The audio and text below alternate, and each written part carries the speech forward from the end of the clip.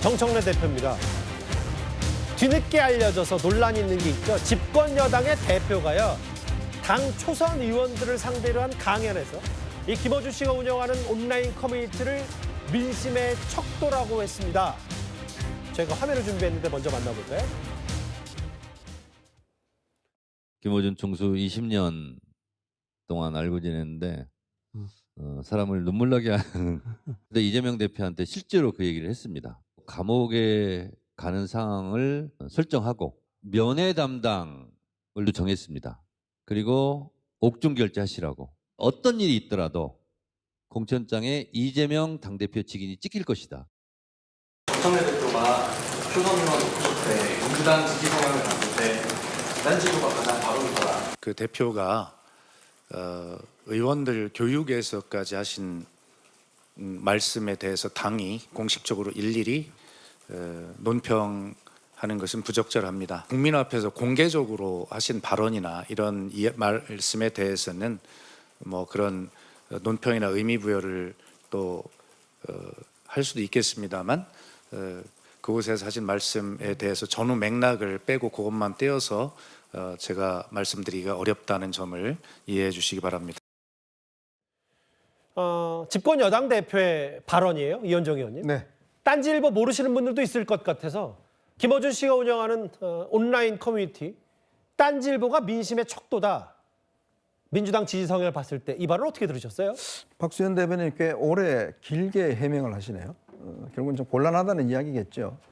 자, 근데 정청래 대표는 딴지일보 대표입니까? 민주당 대표인가요?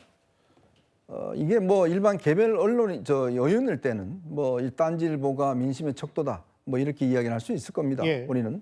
자, 근데 지금은 더불어민주당 집권 여당의 대표지 않습니까?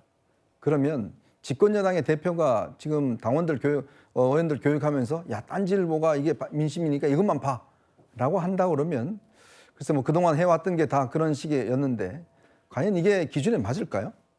집권 여당 대표는 국민 전체를 바라보고 어떻게 하면 이 정부가 성공할 수 있는지에 대해서 여러 가지 의견을 듣는 게 순서일 텐데 물론 뭐 본인은 기자회견도 하지도 않고 기자들하고 뭐 이렇게 이 설명도 하지 않는 뭐 그런 사람입니다만은 어쨌건 그 소수 당원들에서 뽑혀놓으니까 결국은 자기 보고 싶은 것만 바라보고 있는 이제 그러한 상황이지 않겠습니까? 예. 결국은 야당일 때와 여당은 다릅니다. 여당은 국민 전체를 보는 거예요. 예. 국민 전체를 봐서 이해해야지 내 지지하는 사람들의 의견만 가지고 이게 민심의 척도니까 이게 민심의 척도예요? 딴지일보의 척도예요? 아니면 김어준의 척도입니까? 그거를 당대표가 저렇게 버젓이 교육에 이야기한다는 거. 자, 그렇기 때문에 정청래 대표는 여당 대표가 아니라 딴지일보의 대표라는 이야기를 들을 수밖에 없는 겁니다. 그러니까 이제 어쨌든 여야가 나눠져 있는데 특정 지지층만 겨냥한 데다가 글을 자주 쓰고 그런 부분에 귀만 기울이는 것들이 확증 편향을 일으킬 수 있다. 뭐 이런 문제를 이현정 의원 제기하셨다면 강성립 대변인님, 근데 이런 건 있을 거예요. 이건 여야 합쳐서 정치권에 있을 때 뭐 0과 10이라면 너무 한쪽만 보는 거 아니냐?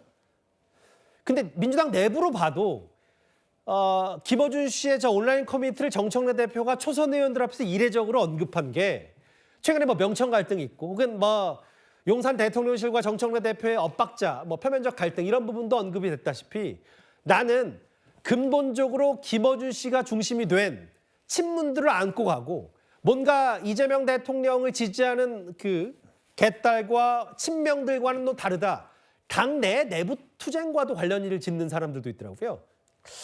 근데 저도 이제 그런 얘기 많이 들었는데 예.